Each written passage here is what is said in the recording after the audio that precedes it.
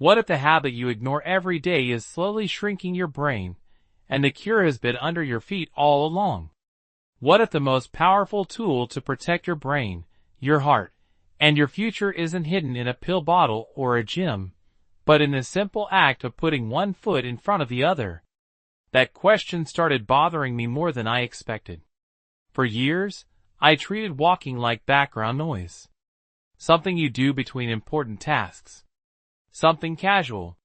Something that couldn't possibly compete with intense workouts, complicated routines, or the latest health trends. And honestly, I believe what many people believe, that real change requires struggle, sweat, and discipline that feels almost painful. But the more I read about biology, the more that assumption began to crack. I started noticing a pattern that felt almost unsettling. Some of the most devastating conditions we fear, memory loss, heart disease, diabetes, chronic pain, don't arrive suddenly. They build quietly, cell by cell, year after year, often while we're sitting still. Not because the body is weak, but because it's waiting for a signal that never comes. Movement, I realized, is that signal. Every step you take sends information deep into your body. It tells your blood vessels to relax. It tells your muscles to stabilize your joints. It tells your brain to stay alert and adaptable. And when those signals disappear, when days pass without movement, your biology begins to drift in the opposite direction. Circulation slows. Metabolism becomes less efficient. Structures that once felt strong start to weaken in silence. What struck me most wasn't how complicated this process is. It was how predictable it is. Your body is constantly listening to what you do. Not occasionally. Not dramatically. But repeatedly. And that changed the way I see walking. It's not just exercise. It's communication. A conversation between your behavior and your biology. So in this journey, I don't want us to think about walking as a chore or a fitness goal. I want us to explore it as a biological trigger, one of the simplest actions that can quietly reshape how your body ages, heals, and survives. Because once you understand what's happening beneath the surface, every step starts to feel less ordinary and a lot more powerful. And if every step truly is a signal to the body, then the first place that signal is heard, loud and clear, is the brain. This realization hit me one afternoon when I caught myself forgetting something simple. A name. A word. The kind of tiny lapse most of us brush off as normal aging or stress. But instead of ignoring it, I became curious. I started digging into the biology behind memory, and what I found was both unsettling and strangely hopeful. Deep inside the brain sits a structure called the hippocampus. It's not large, and most people never think about it, but it quietly manages some of the most important parts of our lives: learning, focus, and the ability to remember the people and experiences that define us. What surprised me was how sensitive this structure is to our daily habits. Not dramatic habits. Ordinary ones.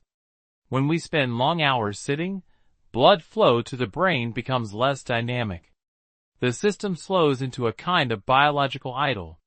Over time, the hippocampus can begin to shrink, not overnight, not dramatically, but gradually, the way a muscle weakens when it isn't used. That idea stayed with me, because it reframed memory loss from something mysterious into something mechanical. But here's where the story took a turn I didn't expect. When you walk, circulation to the brain increases in a rhythmic, steady pattern. Oxygen delivery improves. More importantly, the brain begins releasing molecules known as neurotrophic factors, substances that support the survival and growth of nerve cells. One of them, often called BDNF, acts almost like fertilizer for neural tissue. It encourages connections to strengthen and new pathways to form. In other words, movement tells the brain to stay adaptable. I find that idea deeply reassuring. It suggests that mental sharpness is not just a matter of luck or genetics. It's influenced by behavior, by the small decisions we repeat every day. And once you understand that, walking stops feeling like a simple physical activity. It starts to feel like an investment in the clarity of your own mind. And once I began to see walking as protection for the brain, I couldn't help but wonder what else inside the body was quietly responding to those same steps. That curiosity led me deeper into a system most of us rarely think about until something goes wrong: our metabolism. It's the silent engine running in the background every second of the day, converting food into energy, balancing blood sugar, keeping organs alive without applause or recognition. We tend to notice it only when the numbers start drifting in the wrong direction: rising glucose, stubborn fatigue, a diagnosis that feels sudden but was actually years in the making. What struck me most when I explored this biology was how responsive the system is to movement. Not extreme movement, but steady, repeatable motion. One organ in particular caught my attention: the pancreas. Its job is deceptively simple: to release insulin so sugar can enter your cells and be used as fuel. But when the body becomes less sensitive to insulin, the pancreas has to work harder, pushing out more and more hormone just to maintain balance. Over time, that strain can lead to exhaustion of the system. It's not dramatic. It's gradual, quiet. Then I came across research comparing people who ran with people who walked consistently over several months. I expected the runners to show the strongest metabolic improvements. Instead, the walkers demonstrated remarkable gains in how efficiently their bodies handled glucose. Not because they pushed harder, but because they created a stable rhythm the body could adapt to. That idea stayed with me: the power of rhythm. Walking teaches the body to manage energy smoothly rather than in bursts. It helps cells become more responsive, more cooperative, more efficient. And beyond blood sugar, movement also wakes up the digestive system. The intestines rely on gentle motion to move food forward, to absorb nutrients, to clear waste. Without movement, that system slows, like traffic backing up on a highway. The more I learned, the more I realized something surprisingly hopeful. The body is not fragile or stubborn.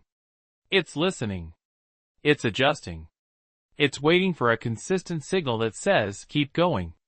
And the more I understood how the body listens to movement internally, the more I began to see its effects on the very structure that carries us through life: our bones, muscles, and spine.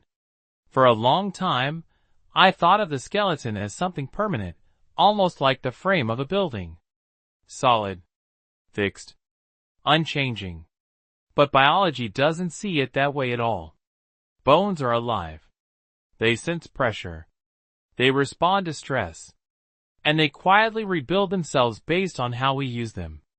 That realization changed the way I think about aging. We often assume that weakening bones or stiff joints are simply the price of getting older. But when I looked closer at the science, it became clear that much of what we call aging is actually adaptation, or the lack of it. When the body stops receiving regular mechanical signals, the systems responsible for maintenance begin to slow down. Density decreases. Stability fades. Not suddenly, but gradually, the way a structure deteriorates when it's no longer reinforced. What fascinated me most was the mechanism behind this process. Each time your foot meets the ground during a walk, a small force travels upward through the skeleton. That force creates a subtle electrical response inside the bone, triggering specialized cells to strengthen the tissue. It's an elegant feedback system. Pressure becomes information. Information becomes growth. In other words, movement tells the body to stay strong. Muscles follow a similar pattern. They are designed for regular engagement, not occasional strain. Gentle, repeated contractions during walking help stabilize joints and maintain balance without overwhelming the system. It's not dramatic, but it's dependable, like routine maintenance that keeps machinery running smoothly year after year. And then, there's the spine, a structure many of us only notice when pain appears. The discs between the vertebrae rely on movement to circulate nutrients and maintain flexibility. Without that motion, they stiffen, compress, and lose resilience. With steady walking, they regain mobility and support. What stays with me is how practical this biology feels. The body isn't asking for heroic effort. It's asking for consistent care, small signals delivered day after day that quietly preserve the strength we depend on. And once I realized the body responds to consistent care rather than heroic effort, a new question naturally followed. If walking is so powerful, why do so many people try it and still feel like nothing changes? That question forced me to look beyond motivation and into method. Most of us walk casually, without structure, assuming that any movement automatically produces results. But biology is more precise than that. It responds not just to action, but to patterns, repeated signals delivered in the right way. That's when I discovered a simple framework that helped everything make sense. It's called the FIT formula: frequency, intensity, and time. Frequency was the first insight that stayed with me. The body adapts through repetition. Not occasional bursts of effort, but regular reminders that movement is part of daily life. Even short walks, done consistently, begin to reshape how systems function beneath the surface. Intensity was more subtle. It's not about exhaustion or speed, but engagement. A pace where your breathing deepens, and your heart becomes aware of the effort.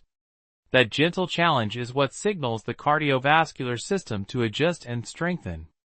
And then, there's time, the threshold where biology shifts from maintenance to improvement. Around 30 minutes, the body settles into a rhythm where circulation stabilizes and energy systems begin working more efficiently. What I find comforting about this formula is its honesty. It doesn't promise miracles. It offers direction. It reminds me that health is rarely built through dramatic moments. It's built through small decisions repeated long enough to become part of who we are. For me, the most powerful realization from this journey is that the body is never truly working against us. It's always responding to the signals we send.